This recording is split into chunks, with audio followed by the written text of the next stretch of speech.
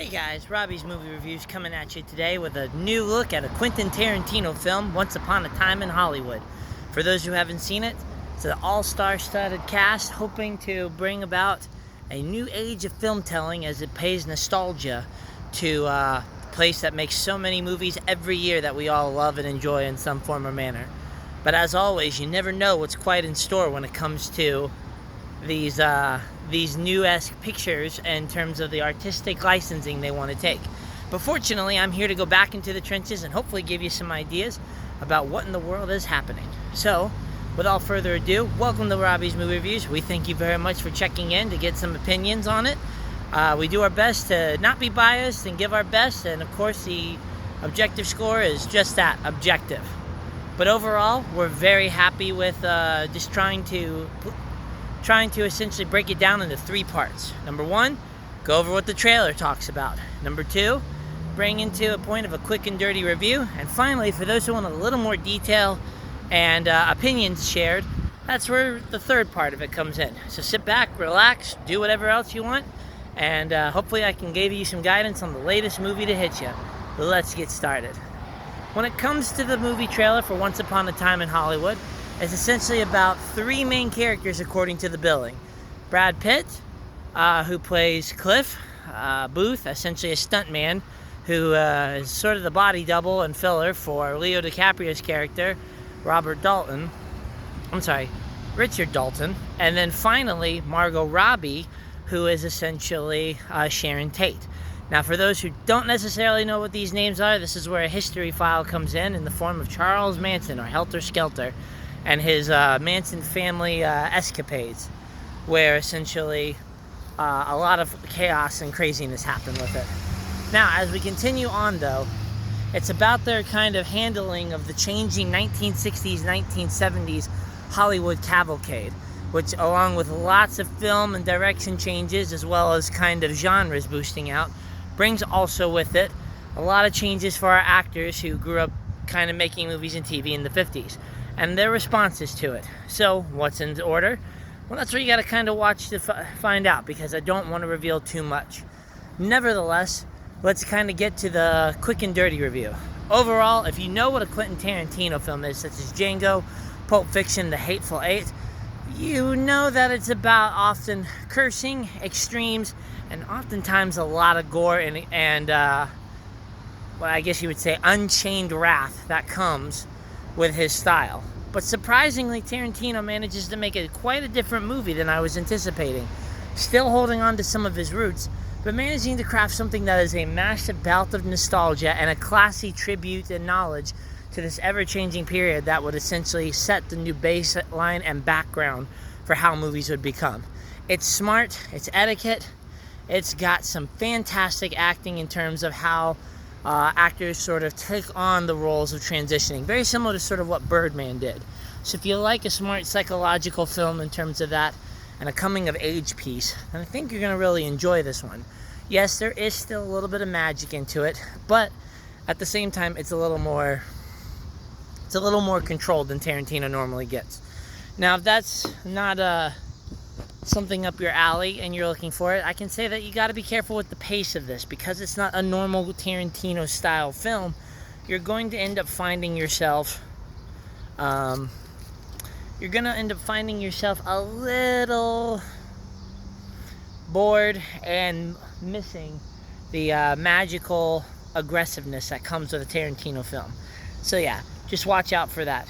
Overall, though, the movie's solid. The pace is the length of the film is long, and there's just really good acting components. I'm kind of muttering here, but overall, it's a classy film that feels very much like you are gearing towards an Oscars role. Not only in terms of the tribute and theme of the movie, of what they're acknowledging, but also just in terms of acting performances, what Hollywood often loves when they're looking for sort of nominations when it comes to essentially these kinds of films. If that's not your key, then this isn't going to be the Tarantino film for you. But if you're looking for a little classier, then give this one a shot. Nevertheless, that's about all I'll go into in regards to the quick and dirty. So if this is where you leave me, thank you very much for giving me a try. And we'll see you next time on Robbie's Reviews. But if you're willing to stick around, let's go into a little more detail that might clear up some of that quick and dirty cloudiness.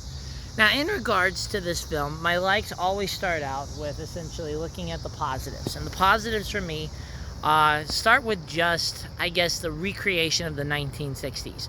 Hollywood and film locations usually somehow manage to face the test of time as they allow them to essentially take a step back and take us into the decades that, at one point or another, what real life was about. The retro chic approach works so well in this movie, and you feel like you're back in the 1960s to 70s transition, where go-go boots and smoking and all other sorts of fun experimentation were taking place. It was very fun to be pulled back into the world, which I think is where the artistic vision and where a lot of critics are enjoying it. But at the same time, the writing itself is just smart. It's not one of these films that likes to take what the popular internet culture is of meme-worthy one-liners and silly slapstick and over-the-top charades, but instead looks at making a solid, realistic dialogue with a couple of those moments thrown in to liven it up and make you laugh at just the sheer ridiculousness. It's fun. It manages to make some of the experimentation not quite as awkward and, again, have its place in terms of storytelling. So kudos to Tarantino for managing to do that. Surprisingly, like I said, if you want to kind of look into that portrayal of what it is for actors to go through the ups and downs of careers as they kind of face the changing preferences of the modern society, you again have a fantastic mindset into it. And I myself really like the three approaches to where the story was taking place, from the stuntman's aspect to Leo DiCaprio's character to, of course, Margot Robbie and her sort of, I guess you would say, adventure into trying to figure out how to cope with the real-life mechanisms. You know, when you take all of those into it, I give them massive props, because that story right there is a little more engaging than what sometimes Tarantino can pull out, which is a lot of excessive violence and stuff, as well as being so focused on breaking the rules and not caring what the critics say, that you sometimes get a very aggressive film that may be entertaining but doesn't quite have the same panache that the other films do. But you know, like I said, I guess I got to get to where my top two parts of the movie are. The first is that I absolutely loved sort of the acting that really came into this, The acting really surprised me. Not that I don't think all three are great actors, but just in terms of, again, a good director managing to take and curb what he once did and blend it. By toning down that aggressive edge, you give the characters a lot more meaningful moments to really bring them out that's not suddenly diluted by excessive blood and excessive cursing. I can honestly say that I absolutely love the performances by all of them, and just felt very well entwined into what felt like a very realistic portrayal of the time era in each of those roles, yet still maintain the fun side of it. So kudos to that, I guess, very good writing meeting very good acting portrayals to make it come alive in one form or another. So kudos to all the team really coming together to craft it. Finally, in terms of my favorite aspect, the nostalgia is just a hoot. While I'm definitely not the most versed in the classic arts of television in the 60s and 70s, I was able to grasp enough references, thanks to my mentors teaching me them, that, you know, I was very impressed with how much they managed to roll in, from music to music, memorabilia, the way the credits were rolled, the way that the opening cinema was done, the commercials that they embedded into it, the classic television, the famous locations, even the hippie components, all of it in terms of just the costume, the special effects, the artistic build, whether it was custom or essentially taken back from the original time and brought into play. It works so well. So kudos to them for being able to craft that nostalgic atmosphere, because as many of the older audience members were doing, it was fun hearing them enjoying that. So if you're a nostalgia hunter like me, boom, you got it. Now those are where the likes are, and like every movie, there are some areas that I personally would like to have seen a little more tightened up or cleaned up. to make the movie over a little better, just in my particular taste. Now, I'm going to tell you right now that if you haven't already guessed, Tarantino, I respect a lot of his work, but when he goes into the excessive cursing for no reason or the excessive violence, that's kind of where you lose me. And in this movie, he treaded the line very, very well, sometimes stepping in the one direction, sometimes overshadowing in the other. And while I think that his excessive components were actually a little more fitting to the story this time, I will say that the excessiveness was, again, a little too much for me. Especially when it comes to some of those cursing bouts where they just kind of sat there and mouthed off. That's not me. But if that doesn't bother you as much, a dislike or area of improvement's not going to be up your alley. Now, what I think a lot of people that might be in the general public may not appreciate, and the two things that I would say definitely are worth cleaning up, is number one, the pacing. Eventually the movie finds its stride, and while it never kind of breaks the storytelling development, there's a little bit of that opening front runner that didn't quite latch on and make me really happy. Now, of course, I'm coming off of a 7-day work streak, but at the same time, I gotta say that I really would have liked to see that movie maybe pick up a little more into the excitement components and break away from just sort of the drama, midlife crisis moments that we're seeing. I would have liked that. The action, there's not really much, but put some more exciting and lighthearted moments in there to sort of jazz it up. That was just me. And the runtime.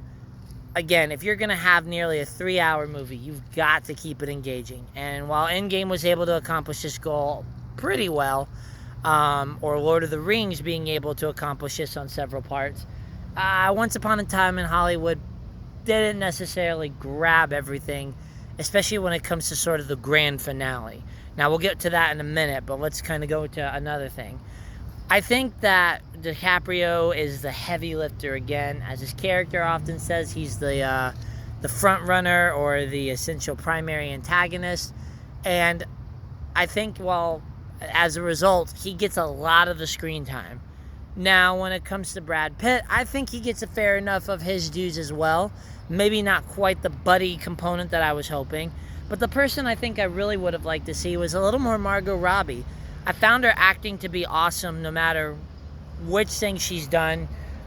Maybe she's not fully the best characters to ever be seen, but I kind of felt there was a lot of spark, and I was hoping that her story was going to be a little more integrated into the film as opposed to just sort of a sidelong glance. Now, again, when you understand what the title of this movie is, you'll get an idea, and I appreciate the artistic component of that. But I think for me, I just sort of like to see their three stories wrapped together a little bit instead of kind of pushing her off to the side. Plus, more Margot Robbie screen time for me is a win in my book. Now, the other thing is when it comes to the ending, the movie essentially is more so of that transition, coming of age, figuring out. But they try to essentially allude to what the events of the Manson family antics are. And I think Tarantino manages to put his classic spin that feels like a Pulp Fiction moment out of there. But at the same time, I was really, really hoping that the mystery and some of the well-crafted scenes and build-up were going to be a little more relevant to what they did. And the ending, while awesome on many levels, didn't quite deliver my expectation, which again is going to be good, but at the same time bad, because if you were trying to build one character's story building up to this, I was kind of hoping we were going to see the full-out, fleshed-out version of it. But hey, that's just me. And in regards to something else, the leader of the thing that they really sell in the trailers, you're not going to get much of that, and that's no major spoil, unfortunately. But hey, I'm just trying to warn you that if you're coming in for that aspect, be a little ready for it to maybe not be the full-on effect. Anyways, I've been rambling on enough. Nevertheless, Once Upon a Time in Hollywood getting all these top-of-the-line reviews, I mean, it's worthwhile when you look at it from a reviewer's sake. It's artistic. It's nostalgic. It shouts out to a number of things. It puts really good components and addresses real issues.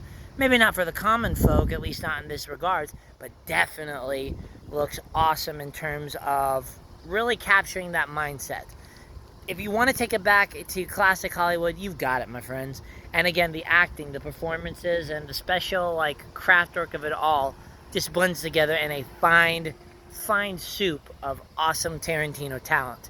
But if you want the Tarantino classic of aggressive action and very bloody, provocative, mouthing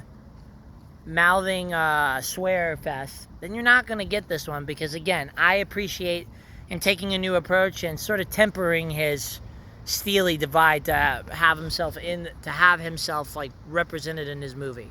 Again, if you decide to take this trip to the theater for it, you've got a nice almost 3-hour film, and when you throw the trailers in, you will be at the theater for 3 hours. And while the pacing is not the most dynamic, that might be a bit of a rush. So should you see this in theaters? If you want a quality movie that's a true Oscar film, yeah, check it out. But if you're looking for that more flash bang boom that Hollywood's become, then no, this one's going to be left for streaming, where you can pause and go to the bathroom and not miss a thing. Anyways, guys, this is Robbie K signing out for now. I think we've got another movie next week with Hobbs and Shaw, so we'll be back in sort of the blockbuster torrent rush in the near future. So until then, have a good one, enjoy the movies, and remember, anything that you can suggest to make this better, that's good constructive criticism, I'll be happy to do. Oh, I'm so sorry, I almost forgot. What are the objective scores? Well, in terms of looking at drama, comedy, and probably a faux biography or historic, movie's actually going to be about an 8.5 in my book, with an 8 being the lowest and of course a 9 being the highest in terms of my standard deviation. Movie overall, it's a solid 8, to be honest. Again, the pacing kind of got me in the length, but overall, very happy with this movie in terms of the way it took. So my friends, I leave you be, but until then, have a wonderful time, and we'll talk soon. Bye.